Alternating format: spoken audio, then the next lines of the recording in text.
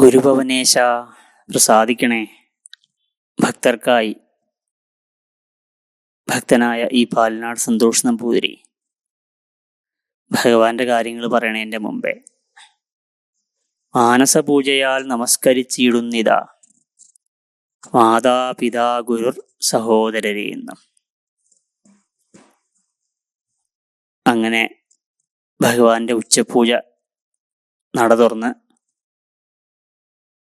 ഭക്തര് സന്തോഷത്തോടെ ആ ഭഗവത് ചൈതന്യം കണ്ട് ആനന്ദക്കണ്ണീരോടെ മടങ്ങുമ്പോൾ ഏകദേശം 1 മണി ആവാറായിണ്ടാവും.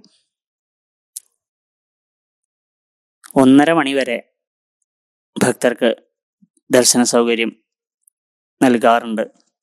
ആ സമയത്ത് ഗോപുരവാതിലിൻ്റെ അകത്തേക്ക് പ്രവേശിച്ച ഭക്തരെ ദർശന സൗകര്യം നൽകിയിട്ടേ നട അടയ്ക്കാറുള്ളൂ. അപ്പോൾ നിങ്ങൾ സംശയിക്കും, ഉഷപൂജ കഴിഞ്ഞപ്പോൾ ശിവേലി ഉണ്ടായി, ഉച്ചപൂജ കഴിഞ്ഞാൽ ശിവേലി ഇല്ലേ? ഉണ്ട്, പക്ഷേ അതപ്പോഴല്ല. ഭഗവാൻ വിചാരിച്ചിട്ടുണ്ടാവും, ഭക്തവത്സലനായിട്ടുള്ള ഭഗവാൻ എന്നെ ഭക്തർ വന്ന് കാണട്ടെ, അവർ സന്തോഷമായിട്ട് മടങ്ങട്ടെ, അത് കഴിഞ്ഞിട്ടാവാം ശിവേലി എന്ന്. വൈകുന്നേരം 4:30 നട തുറന്നാൽ ആദ്യം തന്നെ ശിവേലിയാണ്. രാവിലത്തെ പോലെ മേൽശാന്തി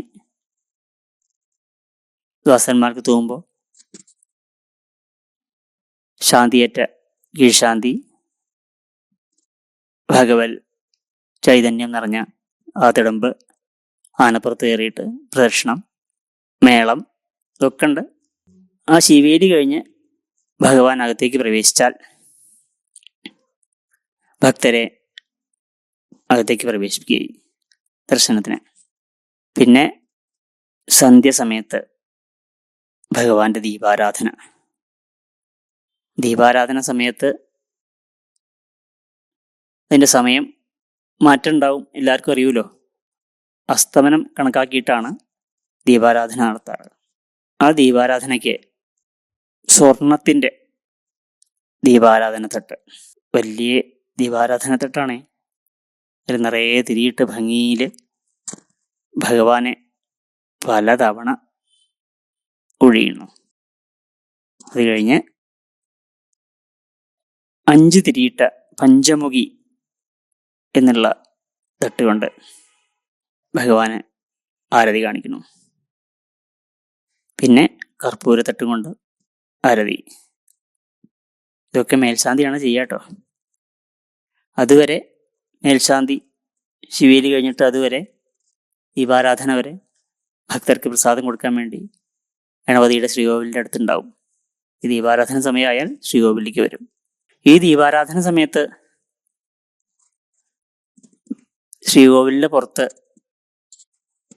അസലായിട്ട് മേളം തകർക്കുണ്ടാവും. വല്ലാത്തൊരു ആനന്ദം നിറഞ്ഞ നിമിഷമാണത് എല്ലാവർക്കും. അകത്താണെങ്കിൽ, ശ്രീകോവിലിൻ്റെ അകത്താണെങ്കിൽ ദീപപ്രഭ, പുറത്ത് നാദപ്രഭ. അങ്ങനെ പിന്നെ അഷ്ടപതി കേൾക്കാൻ ഇഷ്ടപ്പെടാത്ത ആരാ? രാവിലെ ശംഖാഭിഷേകത്തിന് മാത്രമല്ല, എല്ലാ അടച്ചുപൂജയ്ക്കും ഭഗവാന്റെ മുമ്പിലെ അഷ്ടപതി പാടുണ്ട്. അത് പാടാൻ വേണ്ടി പ്രത്യേകം ചിലർ ആ ക്ഷേത്രത്തിലുണ്ട്. അതിൻ്റെ ഒപ്പം തന്നെ ആ കാതിന് ഇമ്പായും കൊണ്ട് താളത്തിൽ ഇടയ്ക്കേടനാദവും. നന്ദനന്ദനൻ ഗോവിന്ദൻ സുന്ദരൻ ഇന്ദിരാകാന്തൻ എന്നുടേ മാനസം തന്നിൽ വന്നുദിക്കണം കൃഷ്ണ എന്നിങ്ങനെ കേൾക്കുമ്പോൾ എല്ലാവരുടെ മനസ്സിലും അതേ മോഹവും ഉണ്ടാവുക.